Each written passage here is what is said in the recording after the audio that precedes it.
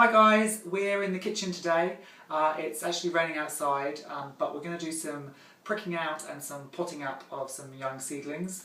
And I always like to be in the kitchen for that because I'm right near my water source and I don't have to go traipsing up and down the garden back and forth to the greenhouse. So let's do some gardening. So this is the setup. I always fill the butler sink with a little bit of lukewarm water before I get going, and pop the seed trays in because it gives the seedlings a chance to suck up some moisture and helps reduce the stress of transplanting them. So I've got those in there, and then I've got my seed tray on the edge ready to go. I think we'll start with the Nicotiana. I'm going to prick out 40 of those if I can, 40 nice plants, and then we'll move on to the lettuces. So these are my lovely Nicotiana seedlings. They're beautifully perfumed. They're ideal for a summer garden where you want some smell in the air at night. They've got soft green yellowy flowers. The seeds are minuscule, so I tend to just sow a whole tray and then let them all come up.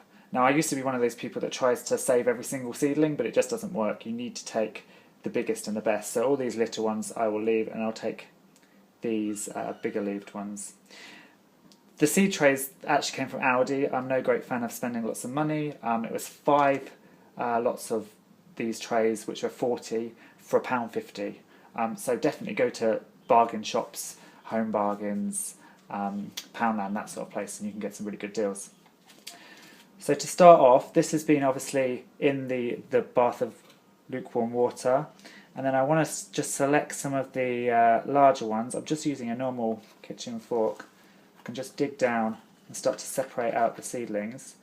You lift them by the leaves. If any leaves come off, don't worry too much. Like this one snapped a little bit, don't worry, there's still a root. And then just use my dibber, pop it in. Don't be tempted with most seeds to pop them in lower than the root ball was, because they'll rot. Unlike things like tomatoes, which actually set off roots from the stem, most plants don't, and you'll lose them. The other thing is, I won't throw all these little seedlings away afterwards because I may lose some plants in the transfer. So if I keep them here, I can... Oh look, I've got 2 here. If I keep them growing, I can plug a few holes later on. In you go. They probably will flop over a little bit once you first put them in, but after a couple of days of watering from underneath, you will find that they'll start to become strong and sturdy plants. Now I'm going to leave you and carry on because this is going to take a while. So I'll finish these off and I will come back to you.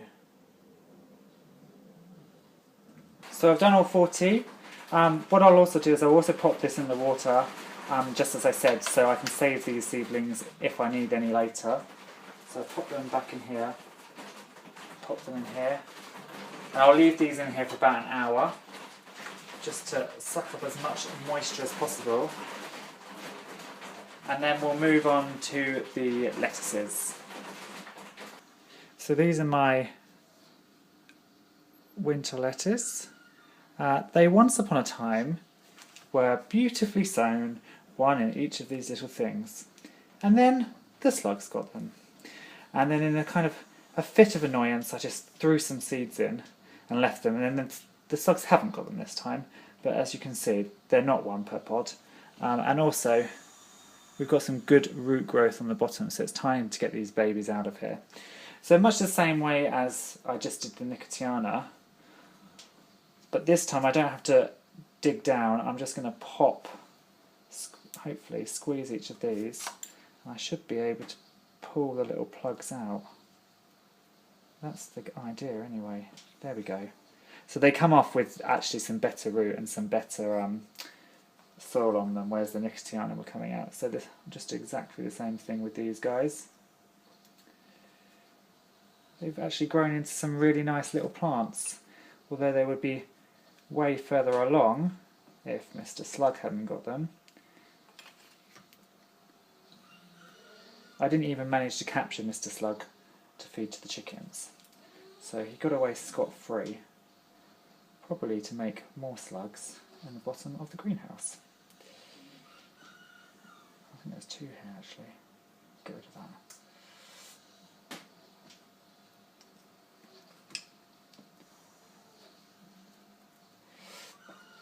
And again, I'm going to fill this tray up, otherwise you're going to get very bored watching me.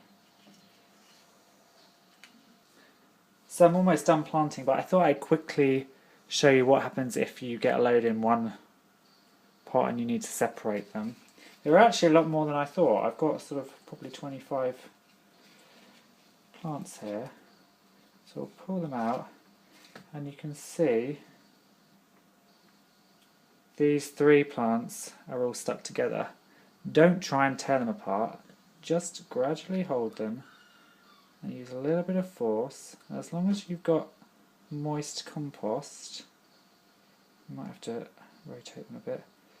There we go. As long as you've got some moist compost, they should come apart relatively easily. Don't hold them by the stem, remember, just hold them by the leaves. And if a few roots break off, don't worry, they'll grow back.